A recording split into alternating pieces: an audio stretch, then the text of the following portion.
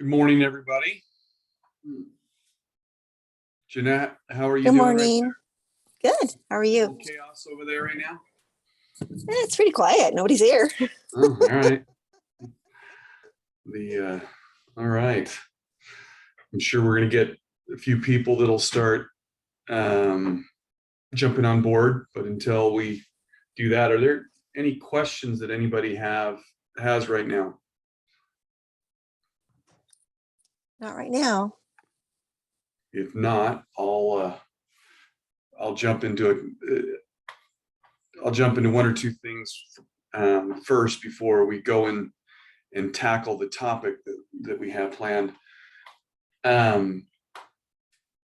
Key thing is, I'm assuming everybody is aware that we now have new sellers disclosures that have been created.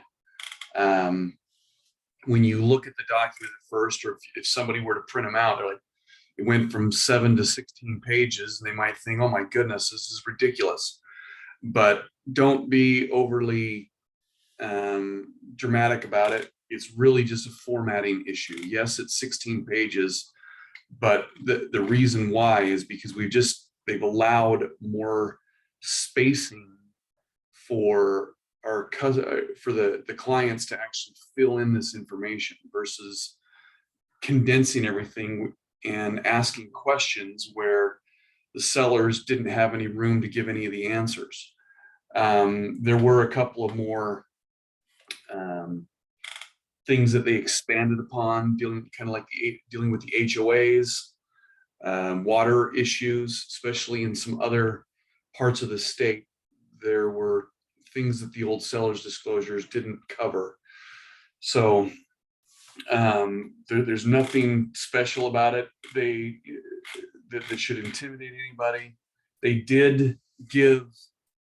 We went back and forth in our forms committee, whether they should have the ability to provide an NA versus just yes or no, because some of the questions they want to force answers to. The decision was that let's go ahead and give the NA option if it applies, but we really looked and this was over 6 months of going through this information, and so hopefully you guys can see that it's a big improvement, big difference that's there, and they are already available on .loop, and so you should have those ready. So if there's questions about that, we can talk about that a little bit later, but let's go ahead and dive into what the intention is for today, to talk about today. So we're really going to kind of talk about conflict resolution, whether that be between agent to agent, broker to broker, if it's an ethics complaint, arbitration, or even litigation, kind of what the process is. And the main thing that we want to focus on is when you guys have challenges that you're trying to address, and let's say that you believe that it's gotten beyond agent to agent level and you're needing some assistance from the brokers, kind of want to give kind of a roadmap of what that looks like, and also want to give you a little bit of perspective of where myself, Ken, Jason, any of the other brokers are coming from when we're trying to address the conflict that's personally going on.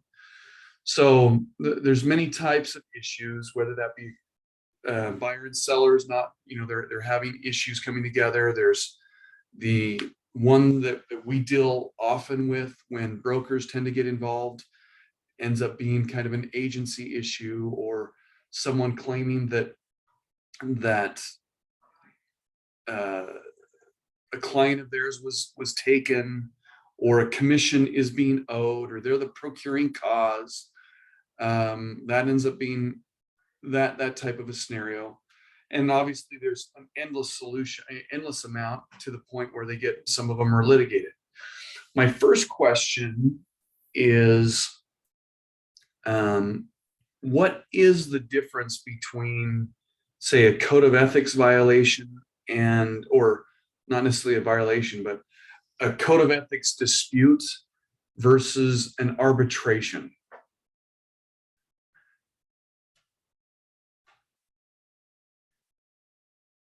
Anyone? I'll take a guess. Sure. So a code of ethics dispute might be something that's just internal with the real estate division, and the other would be like a legal matter that would involve outside the real estate community. Okay. Any other people that are willing to take a stab at something? What did you say the question was again? What's the So difference between what? What is the difference between a code of ethics dispute or issue versus an arbitration? We've got that broken down. So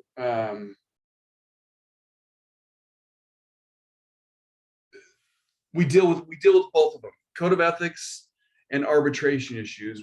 We deal with that on the broker level. You guys know the difference between the two. Well, is arbitration usually to do with the between two parties, like in the contract or whatever, and where the code of ethics violation is like agent to agent, right? Okay, there's yes and no. We can expand that answer on both sides a little bit more. Any other thoughts? Code of ethics wouldn't just be between agents. It's all those different things that are in the code of ethics. Each of those things that are outlined, and I know sometimes it's, I don't know if I can explain this right, but it might not be black and white. I don't know if that's the correct word to use, Okay. but it's in each of those sections in the code of ethics. That would be that arbitration may be, like Keith said, something different with regards to the way a transaction's going. Okay. Yeah, the reason why I'm asking the question is oftentimes people don't know the difference, and it's a little more simple than I think people believe, but they are different. So the code of ethics, kind of what has been said already, we obviously have a code of ethics that we have to abide by, and the code of ethics deals with protecting you from the public, from other agent to agent. We have standards that we have to adhere by. And so anybody can file an ethics complaint. If the public now it is against a realtor, so the code of ethics is an NAR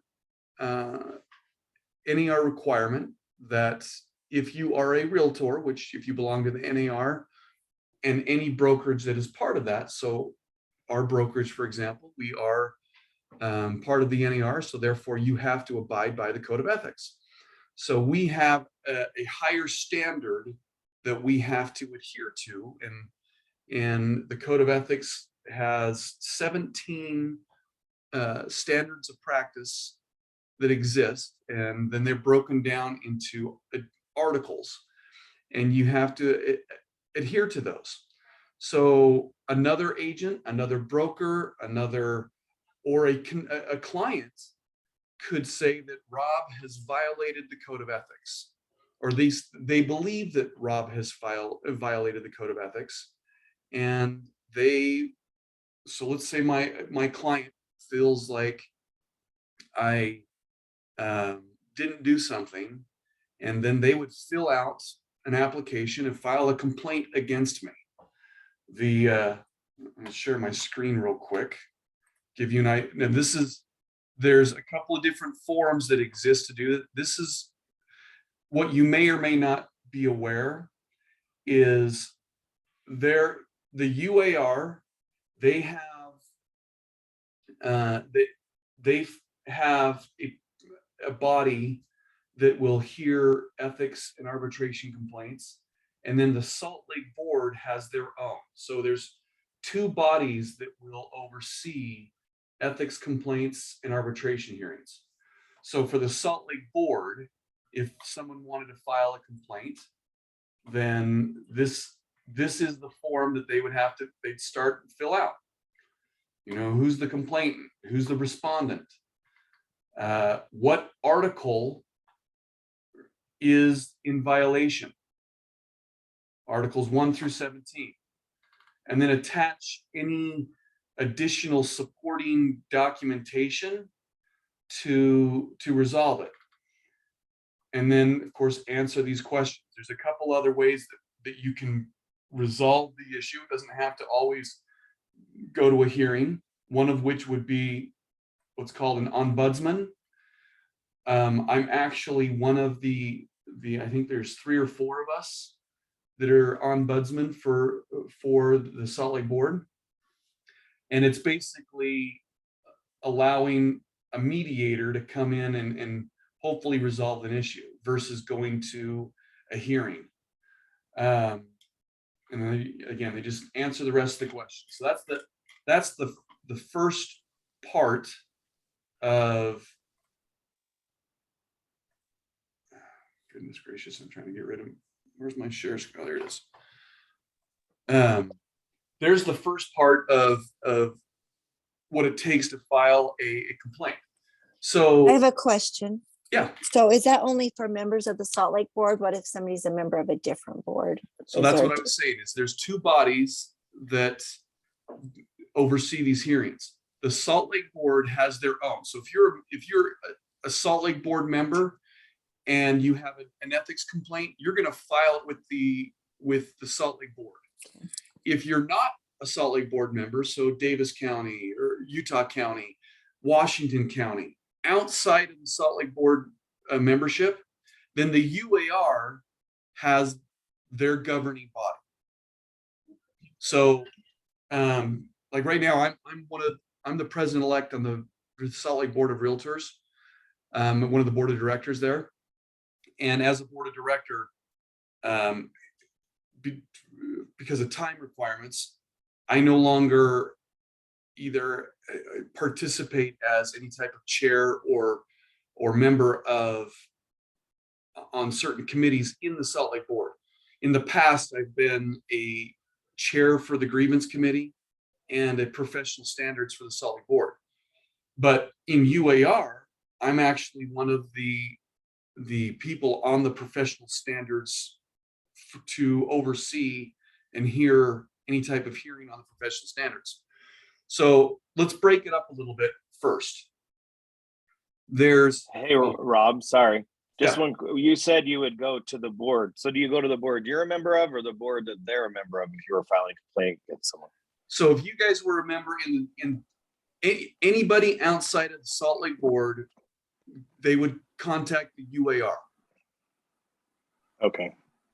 If you're not a Salt Lake Board member and you wanted to file a complaint, it would be done through the UAR. That's Okay. what So it's you go complain. So you would go to the UAR, or if you're a Salt Lake Board and you're, so like I'm with Northern Wasatch. So if somebody wanted to file a complaint on me and they were part of Salt Lake, they would go to the UAR, right? It could be done. I mean, it doesn't necessarily have to be like, for example, where I'm in Salt Lake and you're Northern Wasatch. If I'm initiating it and I'm filing a complaint against you, I could still initiate it here in the Salt Lake Board that would have it done. But if it was also tied to, let's say the property was in Northern Wasatch and you were in Northern Wasatch, then it's possible that the UAR might want to oversee that one versus Salt Lake. But usually it's the agent that is filing the complaint where their membership is where it will be heard. So if I were filing a complaint against you, Keith, and I'm in Salt Lake Board would manage that one. If you were filing the complaint against me, you being Northern Wasatch, then the UAR would oversee that. Okay. Thanks. Okay, great question. So let me go back to the first part. So we have code of ethics, things that we have to adhere to and we have to follow. And then, like I said, then there's this arbitration. You know, what's the difference? Arbitration, for our purposes here, deal with compensation and broker to broker. So it's the compensation that's being offered on the MLS when there's a dispute between the broker to broker or that compensation that is owed. That's an arbitration hearing. It's nothing more than that. So it's not illegal where some discussions were talked about, oh, you got a legal matter that need to be addressed. That's not what an arbitration hearing is going to be done within the Salt Lake Board. It is a commission dispute, or say like somebody has a claim that they are the procuring cause. Let's say let's say Ken is a listing agent and Chris ends up being a buyer's agent who closed a transaction with on Ken's listing. And I feel like the buyer who bought that property, I'm the one that first had a buyer broker agreement first. I showed them the property first. I did things that made them aware of the property. And then all of a sudden my buyer went with Chris. And without getting into massive details, I feel like I have a procuring cause against that commission. And so I would be filing an arbitration hearing if Chris and I could not work things out. Our brokerage would file a complaint, an arbitration against Chris's brokerage if assuming they were at a different location for that money dispute. And that's what the panel does, is they will hear both sides and determine who earned that commission. And Rob? usually, say 99% of the time, they don't split the baby. They basically say it's all or nothing. Go ahead, Chris. And you would say that the first thing that we should always try to do is to work it out Absolutely. amicably between agents, brokers, before even submitting something like this to. Absolutely. Okay. I'm not suggesting that this avenue is the first choice. Thanks for pointing that out, Chris. In fact, it's been going on for now 2 weeks, but I just came with a resolution. This example that I'm talking about happens all the time, where we represent a buyer. We have a buyer broker first. And at the last minute, after spending 2-3 months with this buyer went and found another agent, and they got under contract within a couple of days. And 3 weeks later, they basically closed on the property. Now, just with that little information, you might be thinking, oh, how dare the other agent? They're the ones that they got involved, blah, blah, blah. What I can tell you is there's always two sides to every story.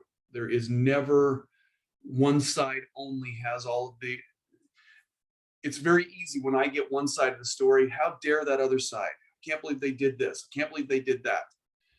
And it never fails. There's always more information that once you hear that information, you're like, okay, it still sucks, but I can see why now something happened. Without getting into the details of what I was talking about, Chris is right. That broker and we've gone back and forth over and over and over again for the last week and a half. And just yesterday, we came to an agreement on what they're willing to pay, what we're willing to accept. And we avoided going this avenue of filing complaints, filing arbitration, filing a code of ethics issue. We resolved it. So that's where it started off with. There's agent to agent resolution. If agents can come to a resolution and solve a problem, great. If they can't, they now escalate it to a broker, and it's broker to broker trying to solve the problem and they get it done, great. If they can't, then usually it takes, at that point, it goes to the next stage. Code of ethics, arbitration, or maybe a legal matter. Does that make sense so far? Great question, Chris. Okay, I'll take silence as yes. Okay, so again, now we know the difference between code of ethics versus arbitration. Arbitration is solely pertaining to when there's a commission dispute among brokerages. Now, if it's within the same brokerage, let's say that Ken has a complaint against me. We're in the same brokerage. I'm here to tell you, as that broker, we're never going to, and Ken wants to file an ethics complaint or an arbitration hearing against me. I'm never going to allow that to happen. We're going to handle that internally. We're never going to let an outside body try to resolve our own internal problems. So this is only going to exist when one brokerage and another brokerage can't come to a resolution. If it's internal, we're going to handle it internally. Okay. So the process, now let's just say now an ethics complaint is when the paperwork has been filed. So there's a process that's in place. There are two levels where the code of ethics, or even where a code of ethics is being evaluated. The first level that it gets evaluated at, it's called Grievance Committee. Okay, there is, I want to say, I think there's 12 to 14 peers, other realtors that have been in the industry for a while. So it's not that they're new licensees that they don't know and understand what the code of ethics is. They've got to, there's some training they go through. They've got to show that they have some experience to be on one of these committees. But the first committee that they're on is called the Grievance Committee. And what the Grievance Committee will do is they will receive this complaint that has been filled out by the complainant. Now, the complaint, so let's say that Ken is writing a complaint against me. And he cites Article 3 of the Code of Ethics. Okay.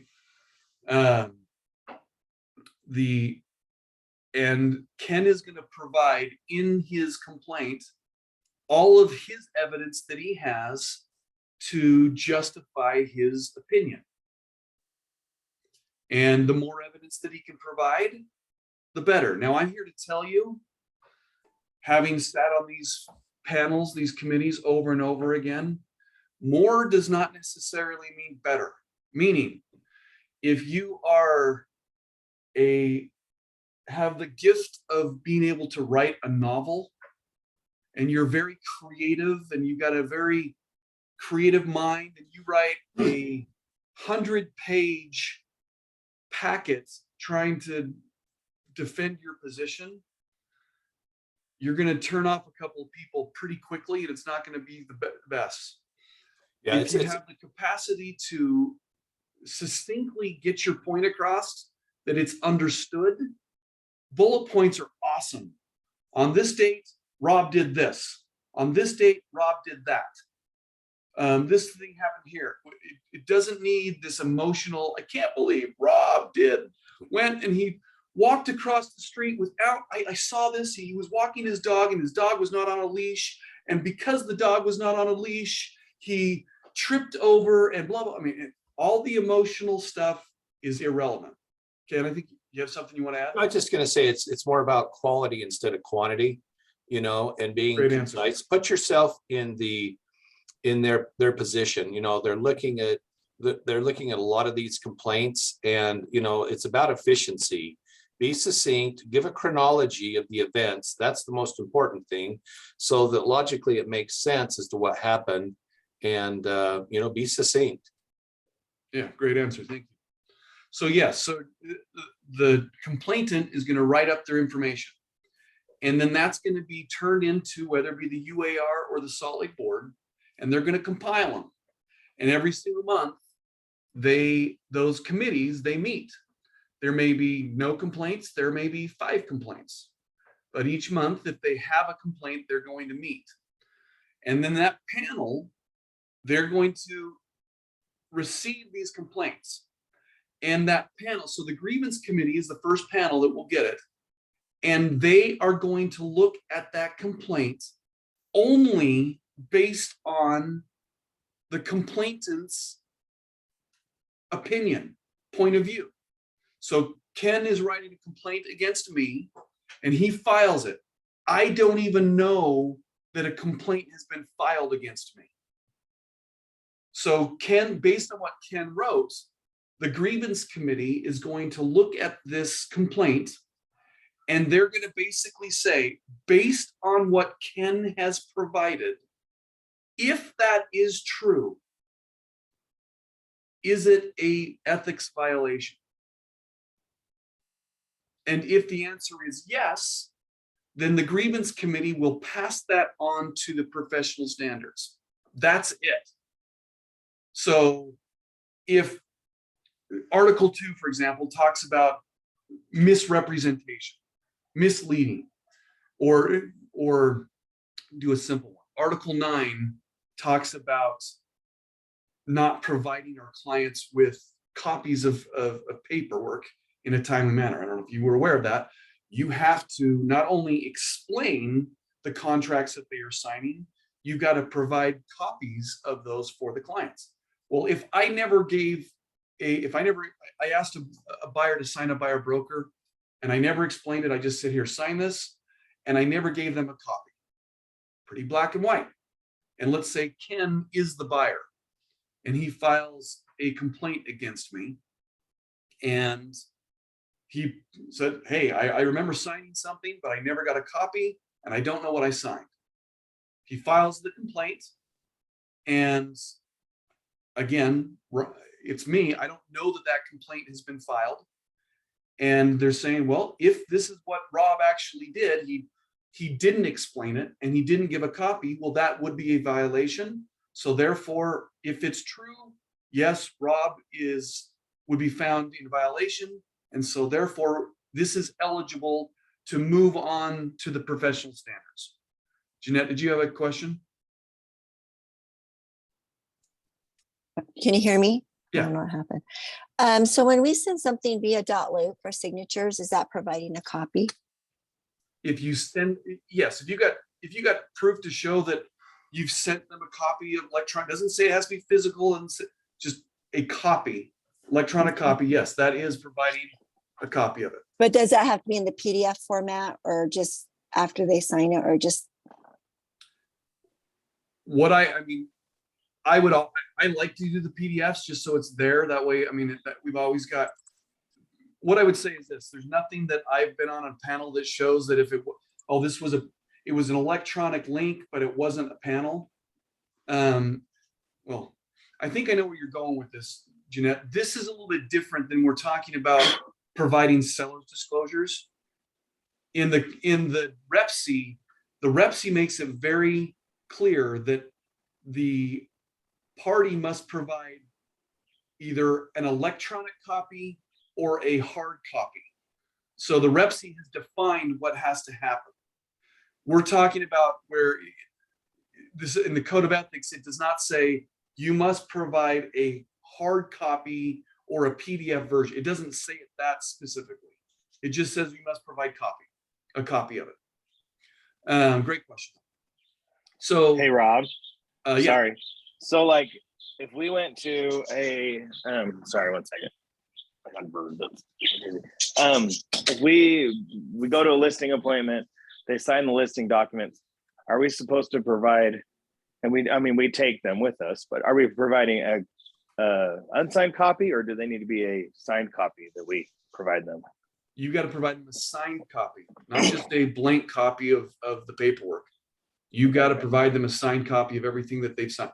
That's not just the listing bid, that's their entire transaction. So like with our TCs, at the end, when the transaction is complete, our TCs will send the completed file to the client. So they've got everything that they have signed and everything part about their transaction. So if you're not doing that, you want to make sure that you're doing that. Okay, so Ken files the complaint. They look at the complaint. Yes, it looks like that. If it's true, then this would be a violation. So great. The grievance committee approves it. They pass it on. If it was not true, let's say that Ken filed a complaint that I told Ken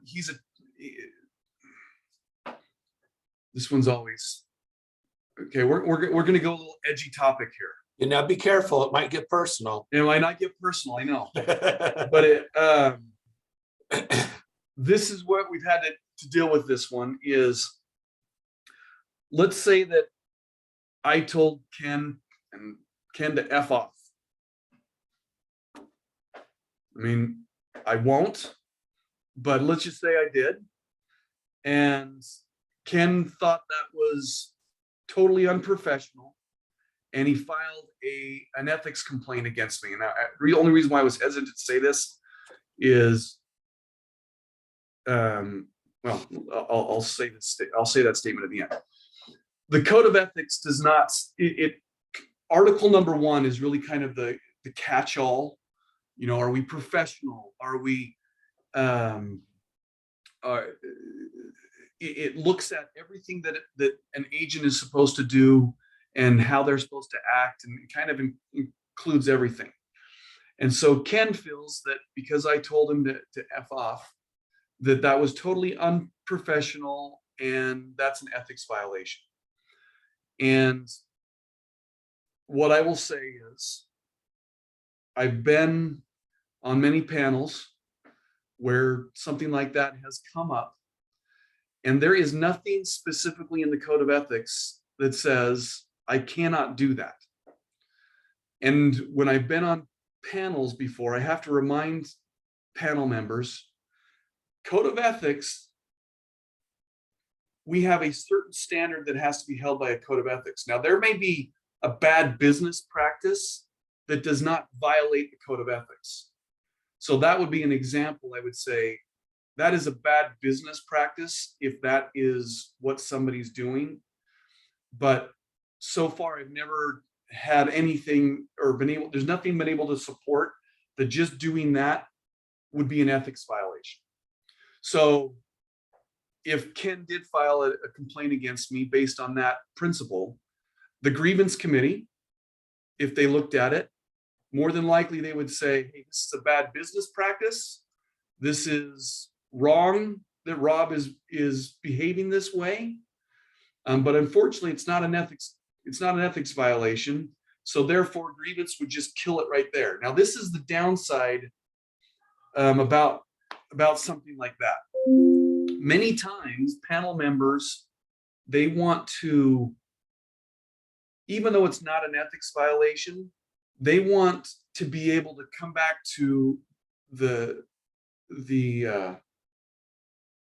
respondent. So in this case, they'd want to come back to me and just say, hey, FYI, Rob, a complaint was filed against you because you told a person to F off.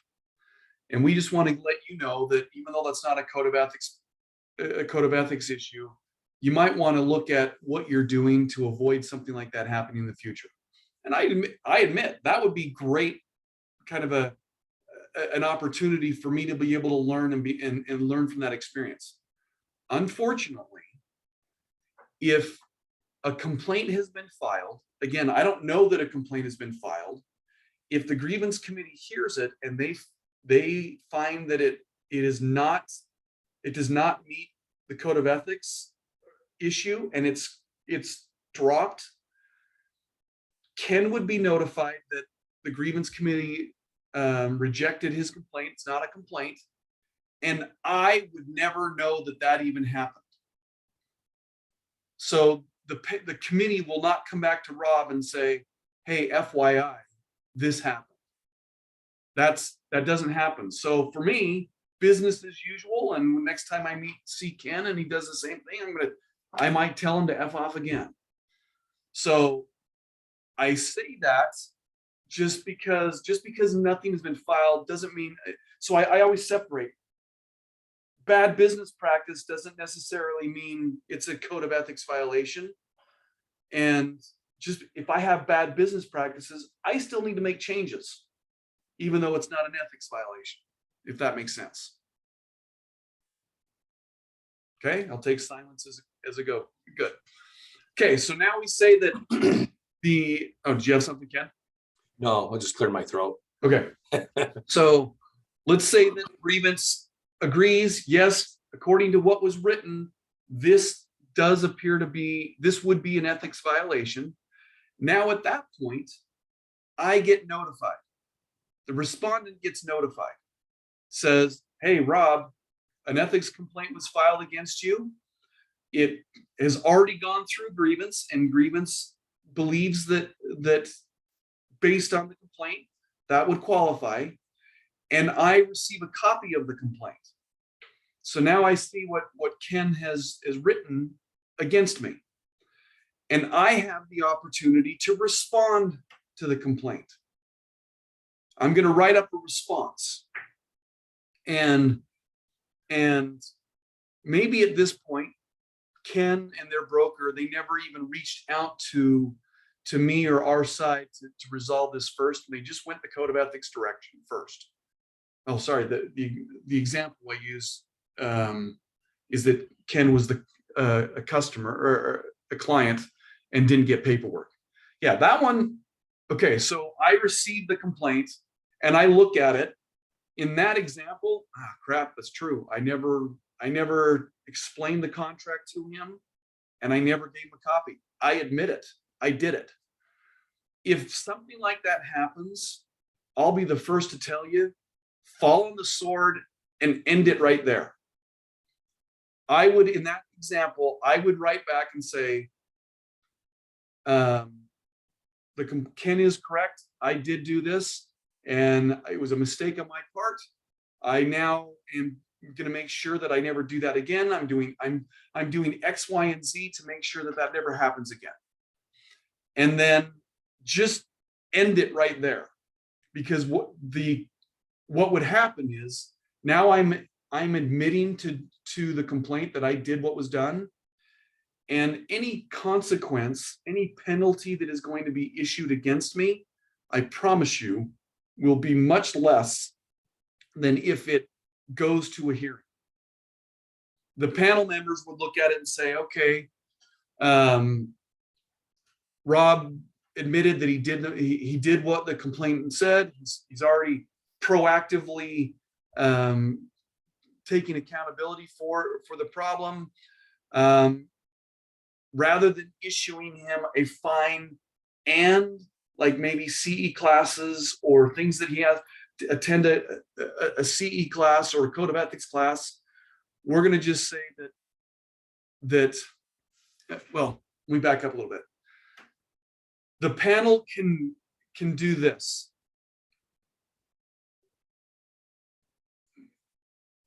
There is a difference between an ethics complaint versus a division complaint. Code of ethics has nothing to do with you losing your license. Okay, that's often misunderstood. Like, if I get an ethics complaint, can I lose my license? Now, what I just said, the answer to that is possible, but not through the Code of Ethics hearing. Code of Ethics, Salt Lake Board, UAR has nothing to do with your license. That's the division of real estate. And what I'm saying is, if I get an ethics complaint, could I lose my license? The only way that would be possible is if Ken filed an ethics complaint against me, but he also filed a division complaint against me. So I'm found guilty of an ethics violation, but the division also looks into what I've done. And if the if you want to say crime is so egregious that the division felt that, for example, the one that would be brutal, I mean, where I'd more than likely lose my license, if I committed fraud, if I could financially committed fraud against my client or against a brokerage or some type of, they'd say moral turpitude, I'm going to lose my license. More than likely, I'm going to lose my license. So if it started as an ethics, what the ethics panel would hear is they would say, okay, we're going to penalize them for that area, but it has nothing to do with my license. Now, this is what they could do.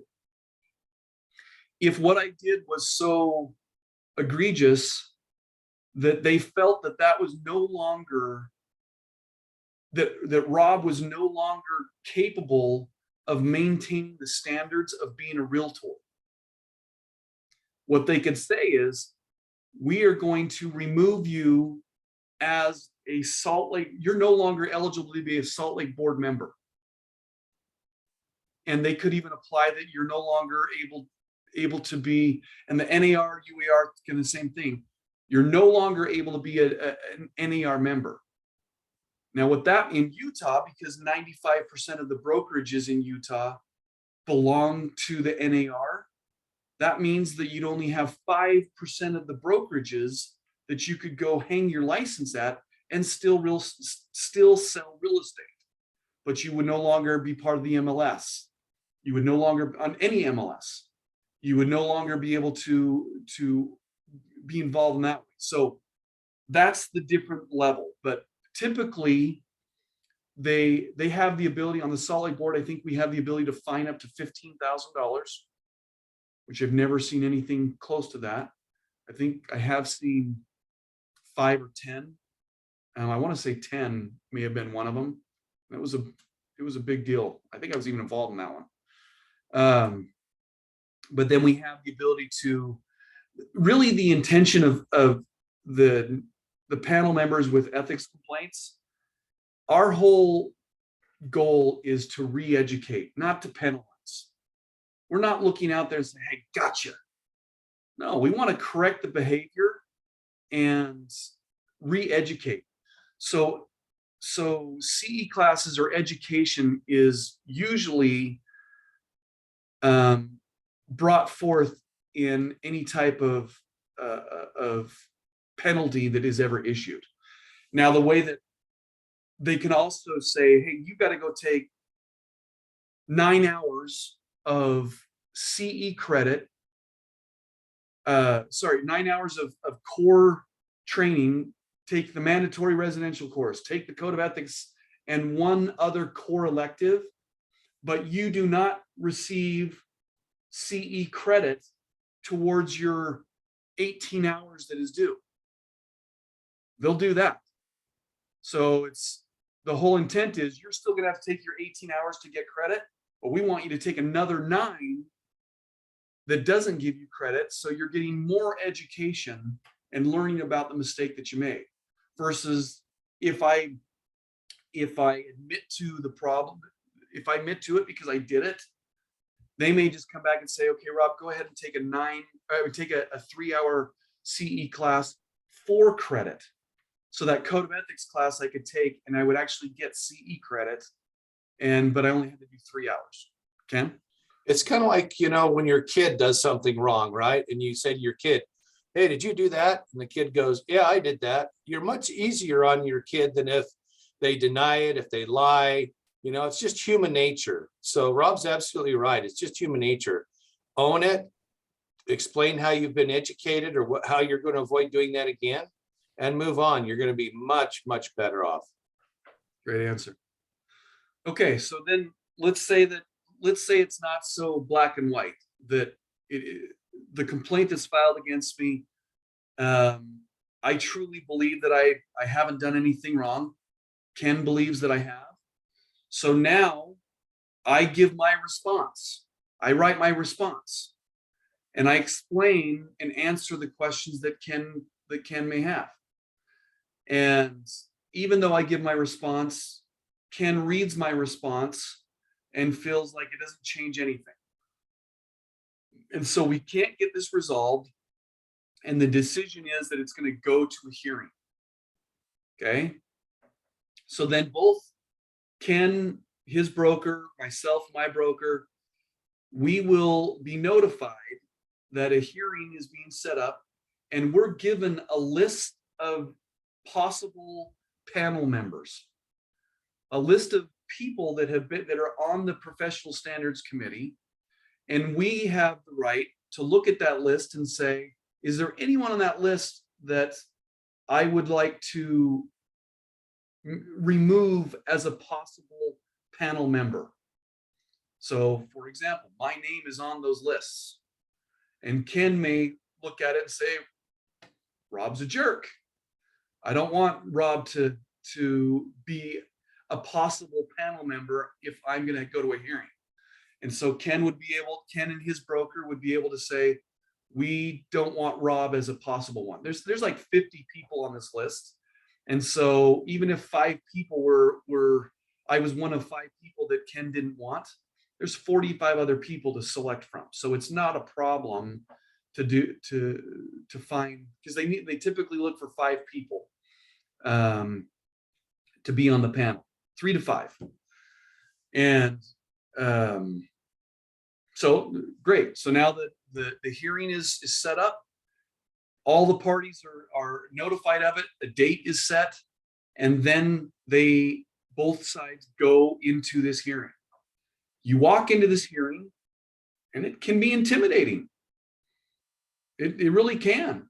You've got 3 to 5 of your peers sitting on one side of a table, and then the complainant and respondent are sitting on the other side of the table, side by side. Now, it may be and by the way, they can also have legal counsel there. You could have an attorney that's also there as well. So Ken could have his broker and their attorney there, and then I'm sitting right next on the same side of the table with my broker and maybe my legal counsel. And then there's going to be a chair, and usually there is one of the attorneys, either Curtis Bullock for the Salt Lake Board or Lance Harrison for the UAR will also be in attendance. But you got potentially 12 people in this room ready to hear this panel. And it goes back and forth. It starts off with Ken being able to give his side of the story, and then I'm given the opportunity to respond or ask questions to what Ken has claimed. It's not a we just have a conversations there. It's Ken makes his side of his complaint, and I am only able to ask questions, and then Ken can respond to my questions. And then at that point, I give my side of the story, and then Ken asks me questions. And then at that point, once we've laid out our side, both sides have been laid out, then the panel members can ask both of us questions and make sure that they're clear. And once that's all done, each side is then asked this question: do each of you feel that you've had an opportunity to share your side of the case? And do you feel you've been given a fair opportunity in this setting? And if they both say yes, it basically is ended at that point. All the parties leave, and then the panel members will discuss what happened, and they'll typically make a decision shortly after. It may take an hour or 2 of discussion. They discuss whether they believe it was a violation or not. And then if it was a violation or not, that'll be a brief will be written up and given to the parties that they're found in violation or not. But that's a lengthy process for all of this. And I'll end on this point. When you guys come and talk to Ken and I or Jason or any other broker, especially if you talk to those of us that have been through the process,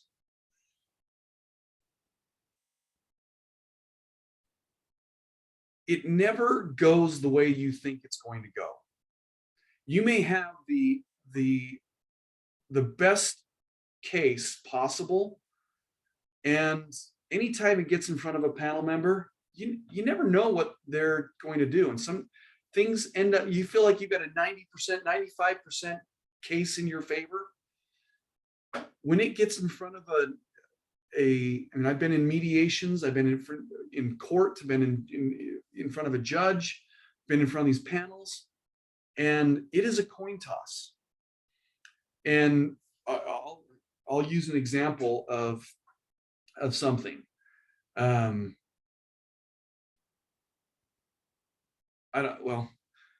won't use their name, but I don't think you probably even if I did use their name.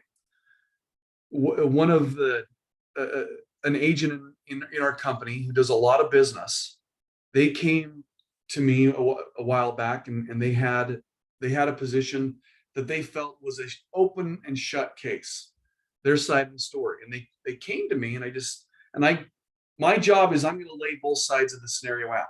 It can be this way, it can be that way. Okay. Nothing's guaranteed. And my recommendation in that situation was, I would recommend that both sides try to come to a resolution and not go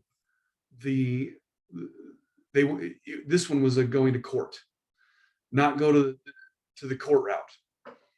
And there was a proposal on the table that was going to allow our agent actually get, I want to say 25, 30%. And our agent who does a lot of business, and we've talked over and over again, and in that agent's own words, they flat out told me, Rob's, quite frankly, in his mind, he's saying Rob's a chicken. He doesn't want to go and fight a fight. I'm not, and which, by the way, that is completely incorrect. I'll fight any fight that's there if I know that we got a good shot here. But long story short, that agent, against my recommendation, went to go fight the fight, and they went all the way to court, and they lost. And they, from that time, that's when they've come back and said, I now understand what Rob's trying to do. Because when you get in front of these panels, or you get in front of a judge, it doesn't matter how strong of a case you have, it ends up being a coin toss once you get in those situations. So when I look at things, I'm looking at it as the time, effort, money, because sometimes in that example, it was a matter of principle. It wasn't about the money. It was a matter of principle that they wanted to show that they were right, and it didn't go their way. So sometimes people don't want to back down because of principle. Principle can be expensive. We had a situation where our company did nothing wrong, and if we would have fought in a matter of principle and lost, it would have been upwards of around $500,000 in damages, versus we ended up settling for, I won't go to disclose the amount, but it was tens of thousands of dollars when we didn't do anything wrong. But fortunately, and that hurt. That was when I learned a lot of saying, hey, doesn't matter if you're right or wrong. Sometimes you've just got to bite the bullet and come to an agreement, even though that agreement is not what you ultimately want. Because when things get litigated, the only people that win are the attorneys. They're the only ones that win out of this. So that's when we have to take our egos and just understand this. I'm involved with a litigation right now where an agent has great intentions because they want to help their client, but because of, we have to understand what our role is. Our role, we have certain limitations, what we can and can't do. And an agent wanted to move beyond what they should or shouldn't do because they emotionally wanted to help their client. And it's created a lawsuit because of it that we're now involved with. So we're running out of time right now.